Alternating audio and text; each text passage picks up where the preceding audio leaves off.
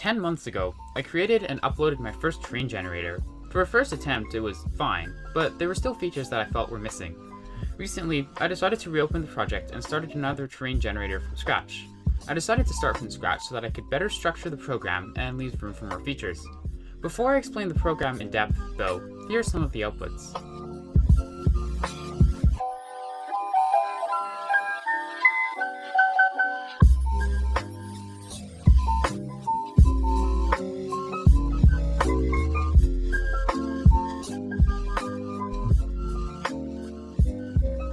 If you watched the video about version 1, you can probably see some of the differences already. Most visibly, more trees, flowers, and other details were added. However, the most important changes to the program were the ones to how it was structured. To start, the program now has separate functions for generating and rendering the terrain. In addition to making the program more logical, it also allows for horizontal camera movement, which I couldn't implement in the last terrain generator. It also makes the program more efficient by setting a maximum generation distance instead of generating terrain as long as the program is running. The actual generation was also streamlined in a few other ways, like adding extensions, which I'll explain later. The rendering was also streamlined by rendering only what's visible on the screen. Most importantly though, version 2 introduced parameters as opposed to hard-coding values into the program. This allowed for biomes, objects that contain values that dictate various aspects of the terrain. Essentially, biome objects store values that, when passed as parameters in the generator and renderer, create specific looking terrain. Biomes change the height variability, flatness, details and their frequency, and the colors of the grass and dirt. Finally, the resolution of the terrain is no longer hard-coded into the program, as it was in version 1. That being said, the default resolution is also smaller than version 1's, giving it a less blocky appearance. Though it might seem like the program is entirely new, it still uses a height map to store the terrain and a single factor-based noise algorithm to generate the height map. Though the program is structured differently, the actual height map generation and rendering is essentially the same as version 1. In addition, the terrain generator can only generate one biome at a time.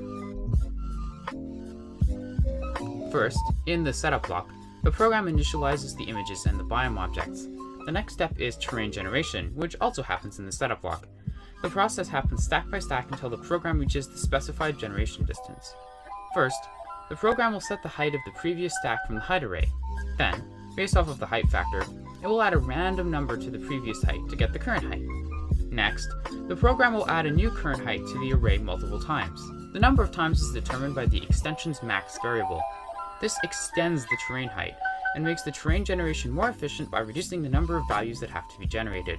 Finally, the details are generated by a random number generator, whose range is in turn determined by the detail frequency value in the biome object. These values will be added to an array. Once the process is finished, the program will begin to render the previously generated terrain.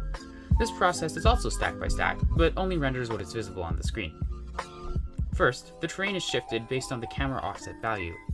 Next, like the previous generator, the renderer draws the grass and dirt using the rect function, with the color, height, and width being determined by the biome and resolution. Finally, the renderer checks the details array and draws an image if necessary. Though version 2 of the terrain generator produces similar looking terrain to version 1, the program's new structure makes the generation and rendering more efficient. It also makes the terrain more customizable, which allows for custom biomes. Personally, I think that this version is more useful as a stepping stone than an actual terrain generator. Though this program has the structure and components of a full-ish terrain generator, the visuals that it processes aren't particularly exciting.